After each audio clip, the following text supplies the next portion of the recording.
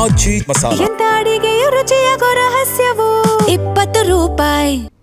ಕದ್ದು ಮುಚ್ಚಿ ಕೆಆರ್ಎಸ್ನಿಂದ ತಮಿಳುನಾಡಿಗೆ ಹರಿತಾ ಇದೆ ನೀರು. ಸಿಡಬ್ಲ್ಯೂಆರ್ಸಿ ಆದೇಶ, ಸುಪ್ರೀಂ ಕೋರ್ಟ್ ಸೂಚನೆಯಂತೆ ತಮಿಳುನಾಡಿಗೆ ನೀರನ್ನ ಹರಿಸಲಾಗ್ತಾ ಇದೆ.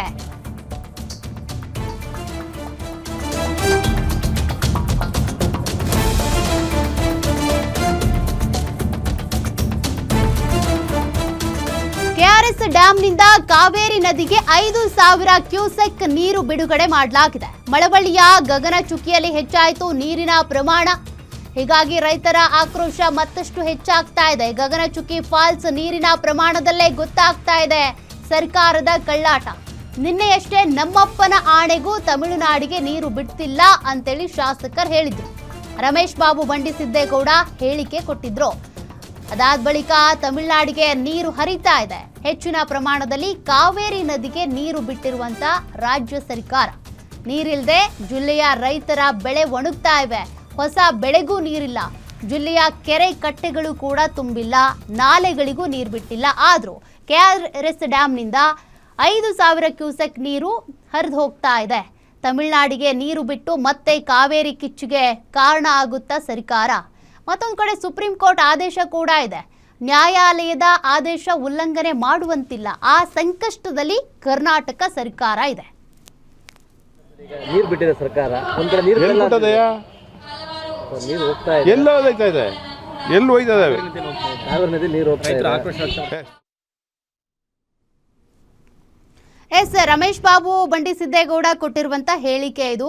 ಬಟ್ ಅದಾದ್ಮೇಲೂ ಕೂಡ ಕರ್ನಾಟಕದಿಂದ ತಮಿಳುನಾಡಿಗೆ ನೀರನ್ನ ಹರಿಬಿಡಲಾಗಿದೆ. ಕಾರಣ ಸುಪ್ರೀಂ ಕೋರ್ಟ್ ಕೊಟ್ಟಿರುವಂತ ಆದೇಶವನ್ನ ಉಲ್ಲಂಘನೆ ಮಾಡುವಂತಿಲ್ಲ. ಇಷ್ಟು ನೀರು ಬಿಡಬೇಕು ಅಂದ್ರೆ ಬಿಡಲೇಬೇಕು. ಅದಕ್ಕೆ ಸಂಬಂಧಪಟ್ಟಂತೆ ಅರ್ಜಿ ಹಾಕೊಳ್ಬಹುದು, ವಾದ ಮಂಡಿಸಬಹುದು. ಬಟ್ ಅಲ್ಲಿವರೆಗೂ ಆದರೂ ಕೂಡ ಇವ್ರ ಸುಪ್ರೀಂ ಕೋರ್ಟ್ನ ಆದೇಶವನ್ನು ಸರ್ಕಾರ ಪಾಲಿಸಲೇಬೇಕು. ಮತ್ತೊಂದು ಕಡೆ ರೈತರ ಕಿಚ್ಚು ಹೆಚ್ಚಾಗ್ತಾ ಇದೆ. ಹೀಗಾಗಿ ಈಗ ಕರ್ನಾಟಕ ಸರ್ಕಾರಕ್ಕೆ ಒಂದು ಕಡೆ ಸುಪ್ರೀಂ ಕೋರ್ಟ್ನ ಆದೇಶವನ್ನು ಪಾಲಿಸಬೇಕು, ಮತ್ತೊಂದು ಕಡೆ ರೈತರ ಹಿತವನ್ನು ಕಾಪಾಡಬೇಕು.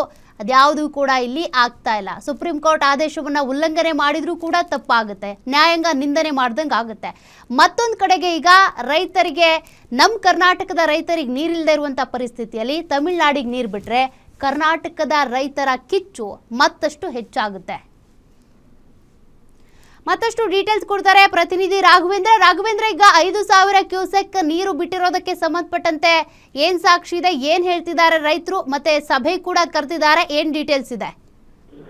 Yes okay. ಏನು ಇದೀಗ ಸಿಡಬ್ಲ್ಯೂಆರ್ಸಿ ಆದೇಶದಂತೆ ಈಗ ಏನು ತಮಿಳುನಾಡಿಗೆ ನೀರು ಹರಿಸಬೇಕು, 15 ದಿನಗಳ ಕಾಲ 12,000 ಕ್ಯೂಸೆಕ್ಸ್ ನೀರನ್ನ ಹರಿಸಬೇಕು ಅಂತ ಹೇಳಿ ಏನು ಒಂದು ಸಿಡಬ್ಲ್ಯೂಸಿ ಆದೇಶ ಕೊಟ್ಟಿದ್ದು, ಆ ಆದೇಶವನ್ನ ಪಾಲನೆ ಮಾಡಬೇಕು ಅಂತ ಹೇಳಿ ಇದೀಗ ಸುಪ್ರೀಂ ಕೋರ್ಟ್ ಕೂಡ ತೀರ್ಪನ್ನ ಕೊಟ್ಟಿರುವಂತದ್ದು. ಈ ಹಿನ್ನೆಲೆಯಲ್ಲಿ ಈಗಾಗಲೇ ಸರ್ಕಾರ ಏನು ತಮಿಳುನಾಡಿಗೆ ಕೆಆರ್ಎಸ್ ಡ್ಯಾಮ್ ಇಂದ ಸುಮಾರು 5,000 ಕ್ಯೂಸೆಕ್ಸ್ ನೀರನ್ನ ಹರಿಯ ಬಿಡಲಾಗ್ತಿದೆ ಅನ್ನೋ ಮಾಹಿತಿ ಇದೆ. ಇದು ನೀರಿನ ಪ್ರಮಾಣ ಹೆಚ್ಚಾಗುವಂತ ಸಾಧ್ಯತೆ ಇದ್ದು ಈಗಾಗಲೇ ಕೂಡ 5,000 ಅಧಿಕೃತವಾಗಿ ತೋರಿಸಿದ್ರು ಕೂಡ ನದಿ ಮೂಲಕ ಏನು ತಮಿಳುನಾಡಿಗೆ ಸುಮಾರು 8,000 ಕ್ಯೂಸೆಕ್ ನೀರು ಹರಿಯ ಹೋಗ್ತಾ ಆಗ್ತಿದೆ ಅನ್ನೋದು ಕೂಡ ರೈತರ ಆರೋಪ ಆಗಿರುವಂತದ್ದು. ಇದಕ್ಕೆ ಪುಷ್ಟಿ ನೀಡುವಂತೆ ಈಗಾಗಲೇ ಕೂಡ ರೈತರು ಅಲ್ಲಲ್ಲಿ ಏನು ನದಿಯಿಂದ ತಮಿಳುನಾಡಿಗೆ ಹೋಗ್ತಾ ನೀರಿನ ಪ್ರಮಾಣವನ್ನು ಗುರುತಿಸಿದ್ರೆ ಅದನ್ನು ಕೂಡ ಗಗನಚುಕ್ಕಿ ಫಾಲ್ಸ್ ನಲ್ಲಿ ನೀರಿನ ಹೊಳಹರಿವು ಕೂಡ ಹೆಚ್ಚಾಗಿ ಆಲ್ನೂರಿಯಂತೆ ಧುಮುಕ್ತಿರುವಂತದ್ದು ಸಾಕ್ಷಿಯಾಗಿದೆ. ಈ ಮೂಲಕ ಎಲ್ಲೋ ಒಂದು ಕಡೆ ರಾಜ್ಯ ಸರ್ಕಾರ ಕದ್ದು ಮುಚ್ಚಿ ತಮಿಳುನಾಡಿಗೆ ನೀರು ಹರಿಸ್ತಿದೆ ಅನ್ನೋ ಆರೋಪಕ್ಕೆ ಈಗ ಪುಷ್ಟಿ ಸಿಕ್ಕಂತಾಗಿರುವಂತದ್ದು. ಜೊತೆಗೆ ಏನು ಶ್ರೀರಂಗಪಟ್ಟಣ ಶಾಸಕ ರಮೇಶ್ ಬಾಬು ಇದ್ದಾರೆ, ಇವರು ಕೂಡ ಒಂದು ಹೇಳಿಕೆಯನ್ನ ಕೊಡ್ತಾರೆ. ನಮ್ಮ ಅಪ್ಪಣೆಗೂ ಕೂಡ ನಾನು ತಮಿಳುನಾಡಿಗೆ ನೀರನ್ನ ಬಿಡ್ತಿಲ್ಲ, ಯಾವುದೇ ಕಾರಣಕ್ಕೂ ನಮ್ಮ ಸರ್ಕಾರ ನೀರನ್ನ ಬಿಟ್ಟು ರೈತರಿಗೆ ಮೋಸ ಮಾಡೋದಿಲ್ಲ ಅನ್ನೋ ಮಾತುಗಳನ್ನ ಕೂಡ ಹೇಳ್ತಾ ಇದ್ರೆ, ಇದೆಲ್ಲ ಒಂದು ಕಡೆ ನೋಡ್ತಾ ಇದ್ರೆ ಈಗ ಸರ್ಕಾರ ಕದ್ದು ಮುಚ್ಚಿಗೆ ತಮಿಳುನಾಡಿಗೆ ನೀರನ್ನ ಹರಿಸಿದೆಯಾ ಅನ್ನೋ ಆರೋಪ ಕೂಡ ರೈತರು ಮಾಡ್ತಿದ್ದಾರೆ. ಅದರ ಜೊತೆಗೂ ಕೂಡ ಶಾಸಕರ ಈ ಒಂದು ದ್ವಂದ್ವದ ಹೇಳಿಕೆ ಕೂಡ ಸಾಕಷ್ಟು ಅನುಮಾನಕ್ಕೆ ಕೂಡ ಕಾರಣ ಆಗಿದ್ದು, ತಮಿಳುನಾಡಿಗೆ ಹೆಚ್ಚಿನ ಪ್ರಮಾಣದ ನೀರು ಕೂಡ ಹರಿದು ಹೋಗ್ತದೆ. ಏನು ಈಗ ಸುಪ್ರೀಂ ಕೋರ್ಟ್ ಆದೇಶ ಕೂಡ ಪಾಲನೆ ಮಾಡಬೇಕಾದ ಸ್ಥಿತಿಯಲ್ಲಿ ರಾಜ್ಯ ಸರ್ಕಾರ ಇರುವಂತದ್ದು. ಪ್ರತಿದಿನ ಕೂಡ 12,000 ಕ್ಯೂಸೆಕ್ ನೀರನ್ನ ಹರಿಸಬೇಕಾದ ಅನಿವಾರ್ಯತೆ ಈಗ ರಾಜ್ಯ ಸರ್ಕಾರಕ್ಕಿದೆ. ಈ ಹಿನ್ನೆಲೆಯಲ್ಲಿ ಕೂಡ ಸುಪ್ರೀಂ ಕೋರ್ಟ್ ಆದೇಶವನ್ನು ನಿಂದನೆ ಮಾಡ್ಲಿಕ್ಕಾಗಲ್ಲ, ನ್ಯಾಯಾಂಗ ನಿಂದನೆ ತಪ್ಪಿಸ್ಕೊಳ್ಳಿಕ್ಕೆ ಈಗ ಕಬಿನಿ ಮತ್ತೆ ಕೆಆರ್ಎಸ್ ಇಂದ ಸುಮಾರು 12,000 ಕ್ಯೂಸೆಕ್ ನೀರನ್ನು ಕೂಡ ತಮಿಳುನಾಡಿಗೆ ಹರಿಸಲಾಗ್ತಿರೋದು. ಇದಕ್ಕೆ ಸಾಕ್ಷಿಯಾಗಿ ಕೂಡ ಏನು ಬ್ಲಾಕ್ನಲ್ಲಿ ಕೂಡ ನೀರಿನ ಪ್ರಮಾಣ ಜಾಸ್ತಿ ಆಗಿದೆ. ಜೊತೆಗೆ ನದಿಯಲ್ಲೂ ಕೂಡ ಹೆಚ್ಚಿನ ಪ್ರಮಾಣ ನೀರು ಕೂಡ ಹರಿದು ಹೋಗ್ತಿದೆ. ಇದಕ್ಕೆ ಈಗ ಜಿಲ್ಲೆಯ ರೈತರು ಮತ್ತೆ ವಿವಿಧ ಸಂಘಟನೆಗಳು ಕೂಡ ಈಗ ಹೋರಾಟಕ್ಕೆ ಸಿದ್ಧತೆಯನ್ನ ಮಾಡ್ಕೊತಿದ್ದಾರೆ. ಇವತ್ತು ಕೂಡ ಮಂಡ್ಯದ ಪ್ರವಾಸಿ ಮಂದಿರದಲ್ಲಿ ಒಂದು ತುರ್ತು ಸಭೆಯನ್ನು ಕರೆಯುವ ಮೂಲಕ ಕಾವೇರಿ ಹಿತರಕ್ಷಣಾ ಸಮಿತಿ ಮತ್ತು ರೈತ ಹಿತರಕ್ಷಣಾ ಸಮಿತಿಯ ಹೋರಾಟಗಾರರು ಒಂದು ಸಭೆಯನ್ನು ನಡೆಸಿದ್ದಾರೆ. ಈ ಒಂದು ಸಭೆಯಲ್ಲಿ ಇದೀಗ ಏನು ರಾಜ್ಯ ಸರ್ಕಾರದ ವಿರುದ್ಧ ಒಂದು ಪ್ರತಿಭಟನೆ ಮಾಡ್ಲಿಕ್ಕೆ ಈಗ ಸಿದ್ಧತೆಯನ್ನು ಮಾಡ್ಕೊತಿದ್ದಾರೆ. ಯಾಕೆಂದ್ರೆ ಏನು ರಾಜ್ಯ ಸರ್ಕಾರ ಇದುವರೆಗೂ ಕೂಡ ನಾವು ತಮಿಳುನಾಡಿಗೆ ನೀರನ್ನ ಹರಿಸಲ್ಲ, ನಾವು ಯಾವುದೇ ಕಾರಣಕ್ಕೂ ಜಿಲ್ಲೆಯ ರೈತರ ಹಿತವನ್ನ ಕಾಪಾಡ್ತೀನಿ ಅಂತ ಮಾತನ್ನ ಕೊಟ್ಟಿತ್ತು. Okay Raghavendra, thank you ಡೀಟೇಲ್ಸ್ಗೆ.